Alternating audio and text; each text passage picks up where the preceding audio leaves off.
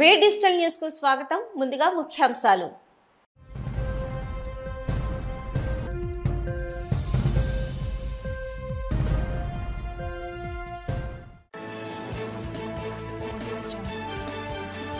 పట్టాపై Jagan photo పెడితే తప్పేంటి?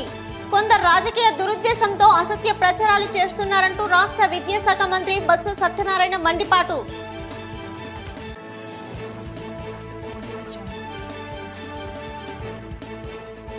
త్రిశూలంలో కూటమి అభ్యర్థుల ప్రచారం. పాలకొండలో జన నీరాజనాలు అందుకుంటున్న అరకు ఎంపీ కూటమి అభ్యర్థి కొత్తపల్లి గీత.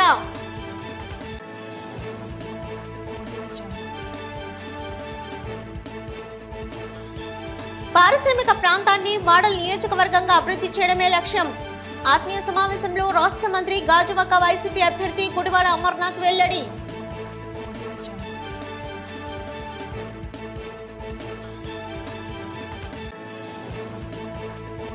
టీడీపీ, బీజేపీ, జనసేన నాయకులు వైసీపీలో చేరిక. కండువా వేసి పార్టీలోకి ఆహ్వానించిన వైసీపీ ఉత్తర ఎమ్మెల్యే అభ్యర్థి కేకే రాజు. పశ్చిమ నియోజకవర్గం వైసీపీ అభ్యర్థి ఆడారి ఆనంద్ కుమార్ పై ఆ నియోజకవర్గ తేదాప నేతలు ఘాటైన వ్యాఖ్యలు చేశారు. మీడియా సమావేశంలో 63వ వార్డు కార్పొరేటర్ గల్లా చిన్న, జిల్లా ఉపాధ్యక్షుడు పోలిమేర సీతారాం, రాష్ట్ర తెలుగు యువత ఉపాధ్యక్షుడు సిహెచ్ రామ్మోహన్ నాయుడు, 7 వార్డుల కోఆర్డినేటర్ దినకర్లు మాట్లాడుతూ నియోజకవర్గంలో గత కొంతకాలంగా ఆనంద్ కుమార్ వ్యవహార శైలి ఏమీ బాగోలేదన్నారు. స్థానికుడు కాకపోయినా ఇక్కడ పోటీ చేస్తున్న ఆయన వ్యవస్థలను మేనేజ్ చేస్తూ ఎన్నికల నిబంధనలకు విరుద్ధంగా వ్యవహరిస్తున్నారని ఆరోపించారు. రైతులకు సంబంధించి విశాఖ డైరీ ఆసుపత్రిని ఎన్నికల అవసరాలకు వాడుకుంటున్నారని మండిపడ్డారు. ప్రజాస్వామ్యను దుర్వినియోగం చేస్తున్నారని ఆరోపించారు. ఘనబాబుతో అభివృద్ధిలో పోటీ పడాలని సూచించారు.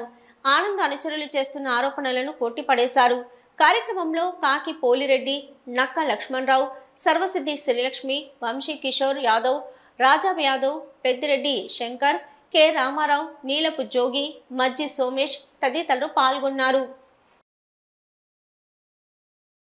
పేర్లు చెప్పడం నాకు ఇష్టం లేదు. ఆ కార్పొరేటర్ల పేరు ఈరోజు ఆయన వెళ్ళిపోయిన తర్వాత అక్కడ ఉన్న ప్రజల దగ్గరికి వెళ్ళి ఇక్కడ నేను రోడ్లు వేసాను, ఇక్కడ నేను ఆర్చి కట్టాను, ఇక్కడ నేను ఇది చేశాను, మీరు ఆ ఎమ్మెల్యేని పిలుస్తారేంటి, మా వైసీపీ ఎమ్మెల్యేని పిలవాలి, అభ్యర్థిని పిలవాలి కదా అని ఈరోజు జడిపించే పరిస్థితి ఈరోజు పారిశ్రామిక ప్రాంతంలో చూస్తున్నాం.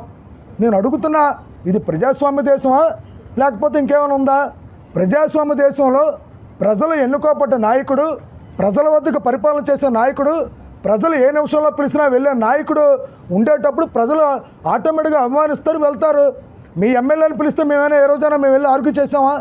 ఈరోజు మా నాయకులు ఎప్పుడైనా సరే మీ ఎమ్మెల్యే అభ్యర్థి ఏదైనా కార్యక్రమానికి వెళ్తే ఎమ్మెల్యే అభ్యర్థిని ఎందుకు పిలిచారని మేము ఎవరైనా మా తెలుగుదేశం నాయకులు వెళ్ళి అడిగారా? ఈరోజు సూటుగా అడుగుతున్నా, ఎంత సిగ్గుచేటండి ఇది. రాజకీయం చేస్తున్నారా మీరు? రౌడిజం చేస్తున్నారా? నేను అడుగుతున్నా, గుర్తుపెట్టుకోండి, కరెక్ట్గా 6 రోజులు ఉంది. ఈరోజు ఘనబాబు గారు 30,000 మెజార్టీతో పశ్చిమ నియోజకవర్గంలో గెలవబోతున్నారు. గుర్తుపెట్టుకోండి. మీరు ఎన్ని విశాఖ ఉత్తర నియోజకవర్గం 45వ వార్డు ఎన్నికల కార్యాలయంలో ఉత్తర నియోజకవర్గం ఎమ్మెల్యే అభ్యర్థి కేకే రాజు సమక్షంలో 45వ ward corporator GVMC deputy floor leader Kampa Hanuk ఆధ్వర్యంలో 45వ వార్డు పరిధి తారక రామనగర్, సంతోషిమాత కాలనీ, రామచంద్ర నగర్, లక్ష్మీనారాయణపురం 2కి చెందిన టీడీపీ, బీజేపీ, జనసేనకు చెందిన 200 మంది కుటుంబాలు వైఎస్ఆర్ కాంగ్రెస్ పార్టీలో చేరారు. వీరికి కేకే రాజు కండువా వేసి పార్టీలోకి ఆహ్వానించారు. ఈ సందర్భంగా ఆయన మాట్లాడుతూ ముఖ్యమంత్రి జగన్మోహన్ రెడ్డి చేసిన అభివృద్ధి సంక్షేమ ఫలాలు నచ్చి ప్రజలు వైసీపీలోకి చేరుతున్నారని అన్నారు. వైసీపీ గెలుపుకు వారంతా కృషి చేయాలని కోరారు. ఈ కార్యక్రమంలో ఉత్తర నియోజకవర్గ ఎన్నికల పరిశీలకులు చొక్కాకుల వెంకట్రావు, 45వ వార్డు అధ్యక్షులు Paidi Ramana, BC corporation director Rayudu Srinu, senior నాయకులు హరి పట్నాయక్, పార్టీ శ్రేణులు తదితరులు పాల్గొన్నారు.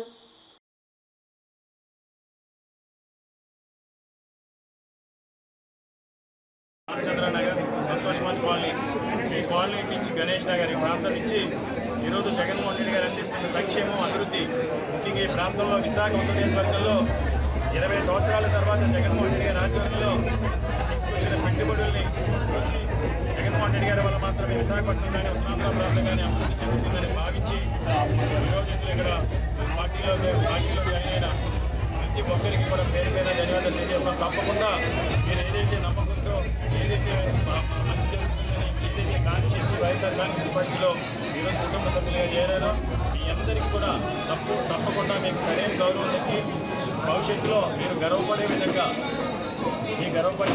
మీరు సంతోషపడే విధంగా మిమ్మల్ని నలుగురు కూడా ప్రశంసించే విధంగా పార్టీ రేపు చేయబోయే కార్యక్రమాలు కానీ ప్రభుత్వంలోకి వచ్చిన జగన్మోహన్ రెడ్డి గారు దాంట్లో చేయబోయే కార్యక్రమాలు కానీ ఉంటాయి. తప్పకుండా మీ అందరికీ కూడా మంచి స్థానం కల్పిస్తుంది. అన్నిటికంటే కూడా ముఖ్యంగా మీ పిల్లలకి మీకు మొదటి ప్రాధాన్యత ఇక్కడ మీ వార్డులోనే ఈరోజు ఇనాగ్రేట్ పాల్గొస్తుంది. ఈ 45వ వార్డులో ప్రతి వార్డును కూడా 45లో మన ప్రతి వార్డులో కూడా ఈరోజు వైఎస్ఆర్ కాంగ్రెస్ పార్టీ మద్దతు తెలపాలని వస్తుంది. ఎందుకంటే కళలో కూడా ఊహించినట్టు విధంగా ఈరోజు మీ వార్డులో 45వ వార్డులో 1,450 కోట్ల రూపాయలు పెట్టుబడులు తీసుకొచ్చి 15,000 మంది ఉద్యోగ అవకాశాలు కల్పిస్తున్నారు. కాబట్టి నిజంగా మనందరం కూడా ఈ వార్డులో 100% ఆ పెట్టుబడులను స్వాగతించి మన బిడ్డల భవిష్యత్తుకు మనమే బంగారు బాటలు వేసుకునే విధంగా ప్రతి ఓటు కూడా ఈ అమూల్యమైన పవిత్రమైన ప్రతి ఓటు కూడా 45వ వార్డులో ప్రతి ఒక్కరు వైఎస్ఆర్ కాంగ్రెస్ పార్టీకి వేసి రేపు విశాఖపట్నం ప్రజలు మంచి చేస్తే ఉత్తరాంధ్ర ప్రాంతం మంచి చేసి ఏ విధంగా స్వాగతిస్తారని తీసుకుంటారని జై జగన్. ఎన్నికల ప్రచారంలో భాగంగా ఎన్డీఏ అరకు పార్లమెంటు ఉమ్మడి అభ్యర్థిని కొత్తపల్లి గీత మాలకొండ నియోజకవర్గం సీతంపేట డివిజన్లో విస్తృత పర్యటనలు చేశారు. మారుమూల గ్రామాలైన సిలిగాం, మల్లి, కుసుమి గ్రామాలలో పలువురు ఓటర్లను కలిశారు. ఈ సందర్భంగా కొత్తపల్లి గీత మాట్లాడుతూ రానున్న ఎన్నికల్లో ఎన్డీఏ కూటమి నరేంద్ర మోదీ ఆధ్వర్యంలో ఒక త్రిశూలంలా కలిసి పనిచేస్తున్నారని, వైసీపీ రాష్ట్రంలో మద్యపాన నిషేధం చేస్తానని అధికారంలోకి వచ్చిన తర్వాత నాసిరకం మద్యం సరఫరా వలన సుమారు 35 లక్షల మంది అనారోగ్యం పాలయ్యారని మండిపడ్డారు. పవన్ కళ్యాణ్ మంచి ఆశయంతో రాష్ట్ర ప్రజల కోసం అనేక కష్టాలు పడుతున్నారని, కూటమి గెలుపు కోసం మనల్ని ఓట్లు వేయమని అభ్యర్థిస్తున్నారని తెలిపారు. గిరిజన యువతను కొంతమంది కావాలనే ఉపాధి పేరుతో వెళ్లి గంజాయి కేసుల్లో ఇరుక్కొని జైళ్లలో అనేక మంది యువత మగ్గుతున్నారని ఆవేదన వ్యక్తం చేశారు. గిరిజనులకు న్యాయం జరగాలంటే ఎన్డీఏ బలపరిచిన పార్లమెంటు ఉమ్మడి అభ్యర్థిని కొత్తపల్లి గీతను, అసెంబ్లీ అభ్యర్థి నిమ్మక జయచంద్రను గెలిపించాలని ఓటర్లను అభ్యర్థించారు.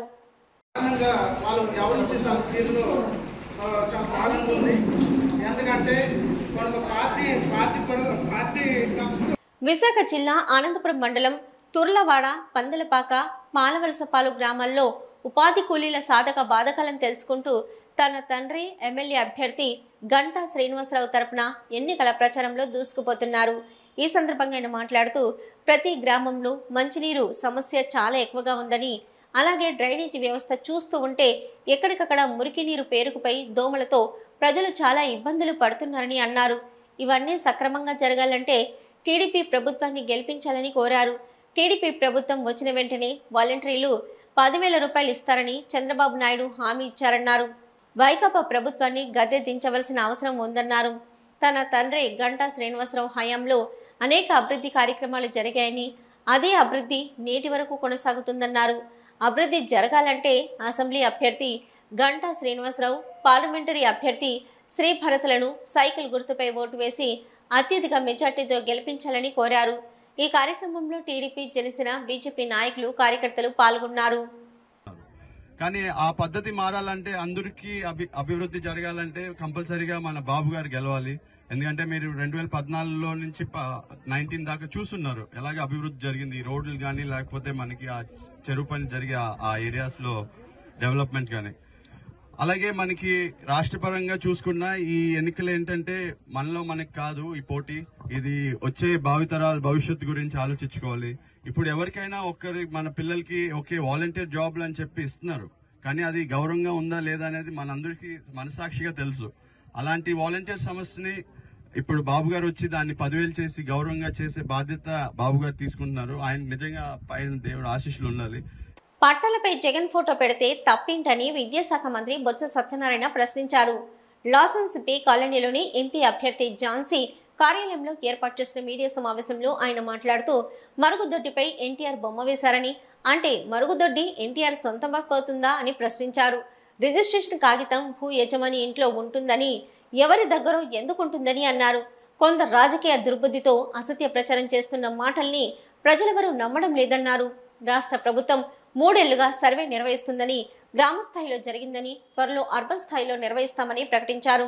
ఈనాడు రామోజీకి ఎందుకు కడుపుమంటూ అర్థం కావట్లేదని ల్యాండ్ యాక్ట్పై ప్రజలను తప్పుదోవ పట్టిస్తున్నారని విమర్శించారు. వచ్చే ఎన్నికల్లో ఓటు పడేంత వరకు ఇలాంటి రాతలని ఆ తర్వాత రాస్తారా అని ప్రశ్నించారు. అప్పుడు సామాజిక బాధ్యత ఉండదని ఎద్దేవా చేశారు. ప్రస్తుతం ఈ విషయం కోర్టులో ఉందని, ప్రజాభిప్రాయం తీసుకున్న తర్వాత నిర్ణయం ప్రకటిస్తామన్నారు. గారికి ఎందుకు ఈ కడుపు మంటో, ఎందుకు ఈ కడుపులో బాధో నాకు అర్థం అవట్లే. ఏకంగా మీ భూమి మీది కాదు, మాటి దేశం ఆయన భూమి, మన భూమి వచ్చి మనది కాదంట. మరి ఎవరిది? నా భూమి నాది కాకపోతే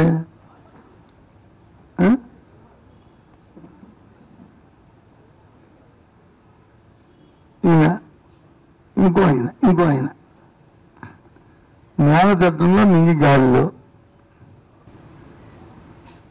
ఇది ఈయన. అది ఏంటి మీ కడుపులో బాధ? మీ ఆలోచన ఏంటి? ఏంటి ఈ నింగి నేల చట్టంలో నింగి గాలి మీ భూమి మీద కాదు, ఇది ఎంతవరకు ఉంటుంది చెప్పేది మీ అందరికీ. రేపు వచ్చి ఎన్నికలు ఓటు పడిన వరకు ఆ మన్నాడు మళ్ళీ రాసి అడగండి. అప్పుడు మరి ఈ సామాజిక బాధ్యత మరి ఉండవు. ఇదంతా కూడా ఎన్నికలు ఉన్నాయి కాబట్టి ఏదో విధంగా ప్రజలను మభ్యపెట్టి అది ఫ్రెండ్స్గా ఉన్న ఆ ఫ్రంట్కి వచ్చి లాభం చేకూర్చాలని పాపం ఆ తాపత్రయం ప్రజలు అమాయకులు అనుకుంటున్నారు. పశ్చిమ నియోజకవర్గంలో ఎమ్మెల్యే అభ్యర్థి ఆడారి ఆనంద్ కుమార్ గ్రాఫ్ అమాంతంగా పెరిగింది. నియోజకవర్గ ప్రజల మద్దతు వైసీపీ వైపు ఉండడంతో పార్టీ శ్రేణుల్లో ఆనందం వెల్లివిరుస్తుంది. ఆడారి ఆనంద్తో పాటు సతీమణి ఆడారి మాలతి, సోదరి పిల్ల రామకుమారులతో పాటు వైసీపీ ముఖ్య నాయకులు నియోజకవర్గంలో విస్తృతంగా పర్యటిస్తూ ఆడారి విజయానికి కృషి చేస్తున్నారు. ఇంటింటికి వెళ్లి ఓట్లను అభ్యర్థిస్తూ ప్రజలతో మమేకమయ్యారు.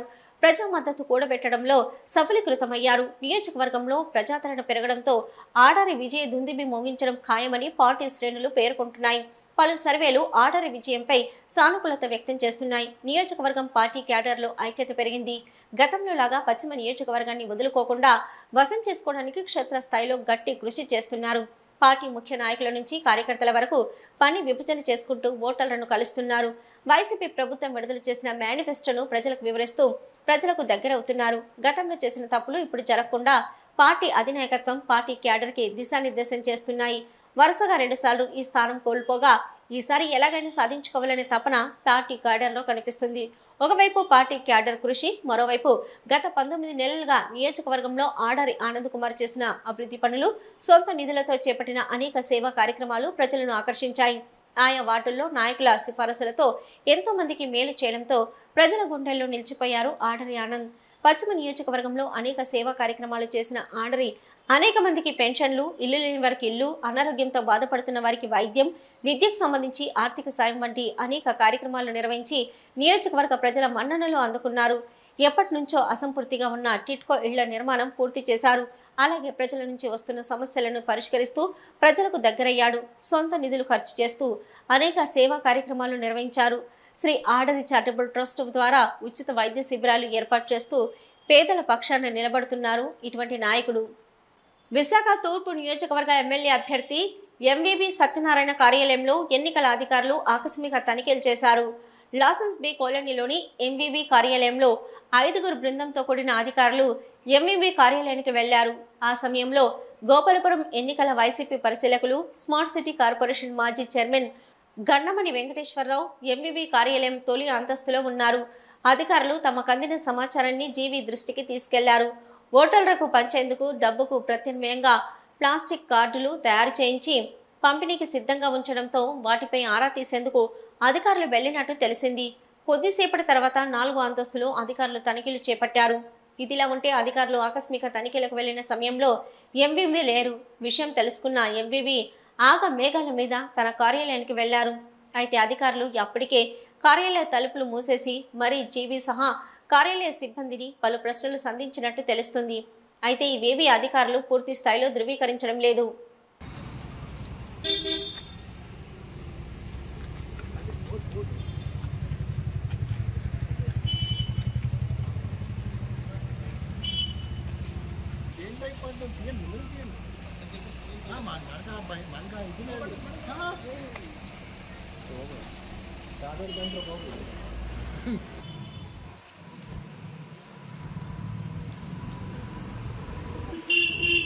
పారిశ్రామిక వాడతో ముడిపడి ఉన్న గాజువాకను మోడల్ నియోజకవర్గంగా అభివృద్ధి చేయాలన్నదే తన ఆకాంక్ష అని మంత్రి గాజువాక వైసీపీ అభ్యర్థి గుడివాడ అమర్నాథ్ రెడ్డి అన్నారు. పాత గాజువాక సెలెస్ట్ ప్రాంగణంలో గృహ యజమానులతో ఏర్పాటు చేసిన ఆత్మీయ సమావేశంలో ఆయన పాల్గొని మాట్లాడారు. పోటీ పడుతున్న పట్టణాలలో గాజువాక ఒకటని, ఇక్కడ ప్రజలకు అవసరమైన మౌలిక సదుపాయాలు కల్పించవలసిన అవసరం ఉందని అన్నారు. పట్టణంలో ట్రాఫిక్ సమస్య నివారణకై ఫ్లైఓవర్, కళాశాలలు, పాఠశాలలు ఉన్న హైవే కూడలిలో ఫుట్ ఓవర్ బ్రిడ్జ్ నిర్మాణం చేయాల్సి ఉందన్నారు. ఏది ఏమైనా వచ్చేది వైసీపీ ప్రభుత్వమేనని, తనను ఎమ్మెల్యేగా గెలిపిస్తే గాజువాక రూపురేఖలు మారుస్తానని చెప్పారు.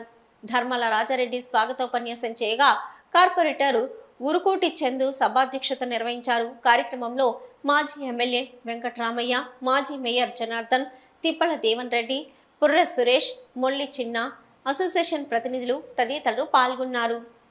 ఈరోజు గాజువాక అభివృద్ధి చెందింది అని చెప్పడానికి ప్రస్తుతానికి ఉదాహరణగా చూపించేటువంటిది ఈ సెలెస్ట్ గేటెడ్ కమ్యూనిటీ రావడం మొదలవుతుందో అక్కడ అభివృద్ధి బాగా పెరుగుతుంది, జరుగుతుంది అనేటువంటి చెప్పడానికి ఒక ఉదాహరణ. మా తాతగారు, నా తండ్రి గురునాథరావు గారు ఇద్దరు కూడా గాజువాక ప్రాంతానికి శాసనసభ్యులుగా ప్రాతినిధ్యం వహించారు. నేను అనకాపల్లికి శాసనసభ్యుడిగా ప్రాతినిధ్యం వహించాను.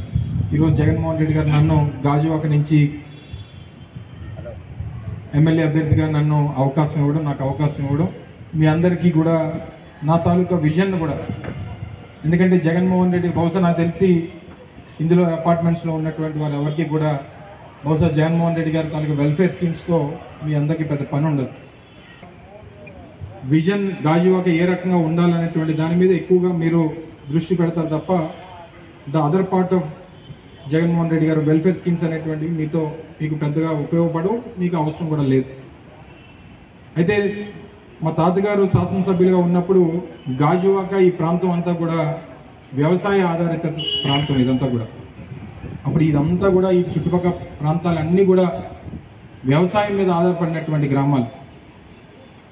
ఆ జనరేషన్ అంటే స్పీకింగ్ అబౌట్ 19 శాసనసభ్యుడిగా ఉన్నప్పుడు, వారు మంత్రిగా ఉన్నప్పుడు అప్పటికి గాజువాక ఇండస్ట్రియలైజేషన్ అనేటువంటి స్టార్ట్ అయింది. ఒక పక్క స్టీల్ ప్లాంటు, ఒక పక్క బిహెచ్పివి, ఒక పక్క ఇండస్ట్రియల్ ఎస్టేటు, ఒక పక్క ఆటో నగర్, ఒక పక్క హిందుస్థాన్ జింకు, విఈపిజెడ్, ఇలా రకరకాలుగా ఒక జనరేషన్ మారేసరికి 90స్కి వచ్చేసరికి గాజువాక అనేటువంటిది విశాఖపట్నం ఉక్కు నగరంగా, గాజువాక మరి ముఖ్యంగా పారిశ్రామిక ప్రాంతంగా పేరు తెచ్చుకుంది. చిన్నదైనప్పటికీ 3,30,000 మంది ఓటర్స్ ఉన్నటువంటి కాన్స్టిట్యున్సీ, స్టేట్లో సెకండ్ బిగ్గెస్ట్ కాన్స్టిట్యున్సీ. రాష్ట్ర వ్యాప్తంగా ముఖ్యమంత్రి వైఎస్ జగన్మోహన్ రెడ్డి చేపడుతున్న సిద్ధం సభలకు వస్తున్న ఆదరణ చూసి చంద్రబాబు, పవన్ కళ్యాణ్ ఓర్వలేకపోతున్నారని వైసీపీ ఎమ్మెల్సీ, వైఎస్ఆర్సీపీ రాష్ట్ర మహిళా విభాగం అధ్యక్షురాలు వర్దు కళ్యాణి అన్నారు. తన కార్యాలయంలో ఏర్పాటు చేసిన మీడియా సమావేశంలో ఆమె మాట్లాడుతూ, కూటమి మేనిఫెస్టో ఫ్లాప్ అవడంతో సీఎం జగన్పై వ్యక్తిగత దూషణలకు దిగుతున్నారని, నిన్న విశాఖ సభలో 2014-19 ప్రభుత్వంలో ఏం చేశారో చెప్పిన పవన్ ఓట్లు అడిగితే బాగుండేదన్నారు. పవన్ కళ్యాణ్ చేసిన వ్యాఖ్యలను ప్రజలు హసయించుకుంటున్నారన్నారు. సీఎం జగన్పై వ్యక్తిగత దూషణలు చేస్తే సహించేది లేదని, ఇక్కడ సీఎంగా ఉన్నది జగన్మోహన్ రెడ్డి అన్న విషయాన్ని పవన్ కళ్యాణ్ గుర్తుపెట్టుకుంటే మంచిదన్నారు. పార్టీని స్థాపించిన 14 ఏళ్లలో ప్రజలకు మేలు చేసే సిద్ధాంతాలకు జగన్ కట్టుబడి 151 అసెంబ్లీ, 22 ఎంపీ స్థానాలను గెలుచుకున్నారని, పవన్ కళ్యాణ్ పార్టీని స్థాపించిన ఓసారి పోటీ చేయలేకపోయారన్నారు. సంక్షేమ అభివృద్ధితో ముందుకు సాగుతూ 2024 ఎన్నికల్లో మళ్లీ రాష్ట్రానికి సీఎం కాబోయేది జగన్మోహన్ రెడ్డి అన్నారు. గతంలో మీరు మర్చిపోయారేమో కానీ ఈ విశాఖపట్నం ప్రజలు మర్చిపోలేదు. ఎక్కడ పోటీ చేస్తున్న గంటా శ్రీనివాసరావు గారిని అవినీతి పరుడు అన్నారు, అలాగే లోకేష్ని అవినీతి పరుడు అన్నారు, అలాగే చంద్రబాబు నాయుడు గారిని అవినీతి పరుడు, అతను భూ కబ్జాలు చేశాడు, అమరావతిలో భూములు కబ్జా చేశాడని మీరే చెప్పారు. అలాంటి వాళ్ళకి ఈరోజు మద్దతు ఇస్తూ మళ్ళీ తిరిగి మా జగనన్న మీద, మా ప్రభుత్వం మీద మీరు మాట్లాడుతూ ఉంటే ఏమనాలో అర్థం కాని పరిస్థితి ఇక్కడ ఉంది. అలాగే జగనన్న ముఖ్యమంత్రి అయ్యాక విశాఖపట్నంలో 5,000 కోట్ల విలువైన భూమిని, ప్రభుత్వ భూమిని మీ తెలుగుదేశం పార్టీ వాళ్ళు కబ్జా చేస్తే దాన్ని మళ్ళీ వెనక్కి ప్రభుత్వానికి చేరేట్టుగా చేసి ఈ రాష్ట్రంలో ఉన్న ప్రభుత్వ భూమికి రక్షణ కల్పించిన ముఖ్యమంత్రి మా జగనన్న.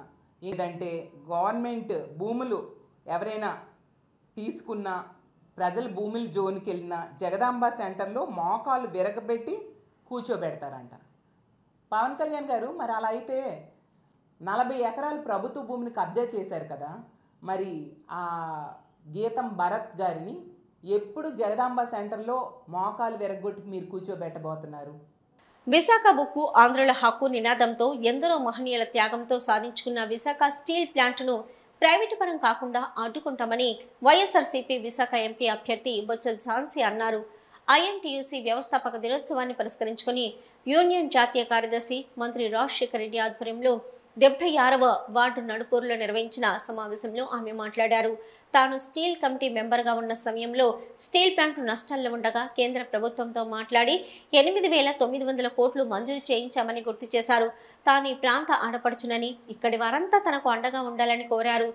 ఎమ్మెల్యే అభ్యర్థి మంత్రి గుడివాడ అమర్నాథ్ మాట్లాడుతూ ఈ నెల 6న అనకాపల్లి వస్తున్న ప్రధానమంత్రి నరేంద్ర మోదీ స్టీల్ ప్లాంట్ను ప్రైవేట్ పరం చేయబోమంటూ ప్రకటన చేయాలని డిమాండ్ చేశారు. ప్రధాని ప్రకటన చేసిన వెంటనే తాను మంత్రి పదవితో పాటు రాజకీయాలను వదిలేస్తానని ప్రకటించారు. ఎమ్మెల్యే తిప్పల నాగిరెడ్డి, మాజీ ఎమ్మెల్యేలు తిప్పల గురుమూర్తిరెడ్డి, మంత్రి శంకర్ నారాయణ తదితరులు పాల్గొన్నారు. మరి ప్రైవేటీకరణ చేయాలని చెప్పి నిర్ణయం తీసుకున్నటువంటి భారతీయ జనతా పార్టీ ఆ రాజకీయ పార్టీతో కలిసిన తర్వాత మీరు వ్యతిరేకం అంటే నమ్మడానికి ఎవరున్నారు ఈ రాష్ట్రంలో? ఒకసారి సమాధానం చెప్పని కోరుతా ఉన్నా. మరి భారతీయ జనతా పార్టీ తీసుకున్నటువంటి నిర్ణయం ఆ రాజకీయ పార్టీతో కలిసి వెళ్ళినటువంటి రాజకీయ పార్టీకి ఓటేస్తే వారు తీసుకున్నటువంటి నిర్ణయానికి మద్దతు పలికినట్టు అవుతుందా లేదా ఒక్కసారి ఆలోచన చేయమని చెప్పి కోరుతా ఉన్నాం.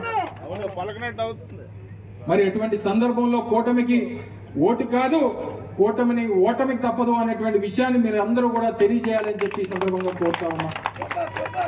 ఇప్పుడు కూడా సిద్ధంగా ఉన్నా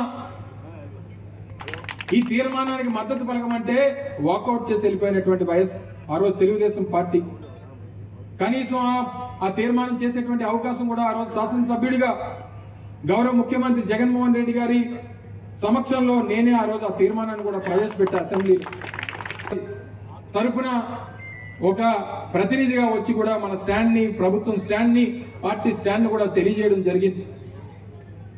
ఇప్పుడు కూడా సమయం మించిపోలేదు. 6వ తారీఖుని అనకాపల్లి ప్రధానమంత్రి నరేంద్ర మోడీ వస్తా ఉన్నారు. వారికి ధైర్యం కూడా సరిపోలేదు విశాఖపట్నంలో సమావేశం పెట్టడానికి. వైజాగ్ లో సమావేశం ఇస్తారు, ఎక్కడ సమాధానం చెప్పాలని చెప్పి భయపడి అనకాపల్లిలో మీటింగ్ పెడతా ఉన్నారు. అయినా తప్పలేదు ప్రధానమంత్రి గారు.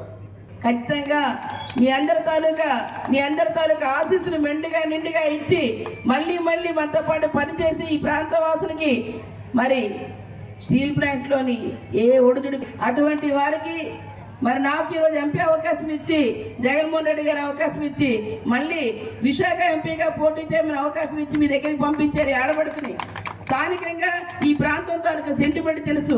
ఎంతమంది తాలూకా బలిదానంతో ఏర్పడిన విశాఖ ఉక్కు ఆంధ్రుల హక్కే కాకుండా విశాఖని ఉక్కు నగరాన్ని తీసుకొచ్చి పెట్టారంటే మరి అటువంటి దాన్ని ఒక్కసారి ఆలోచన చేయాల్సి ఉంది. బులెటిన్ ముగించే ముందు ముఖ్యాంశాలు మరొకసారి.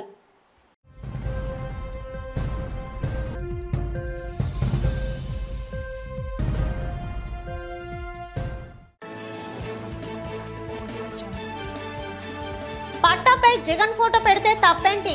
కొందరు రాజకీయ దురుద్దేశంతో అసత్య ప్రచారాలు చేస్తున్నారంటూ రాష్ట్ర విద్యాశాఖ మంత్రి బొత్స సత్యనారాయణ మండిపాటు.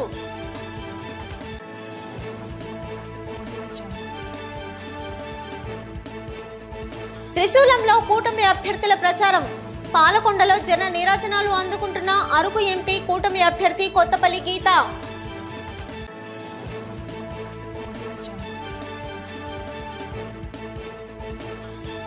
పారిశ్రామిక ప్రాంతాన్ని మోడల్ నియోజకవర్గంగా అభివృద్ధి చేయడమే లక్ష్యం. ఆత్మీయ సమావేశంలో రాష్ట్ర మంత్రి గాజువాక వైసీపీ అభ్యర్థి గుడివాడ అమర్నాథ్ వెల్లడి.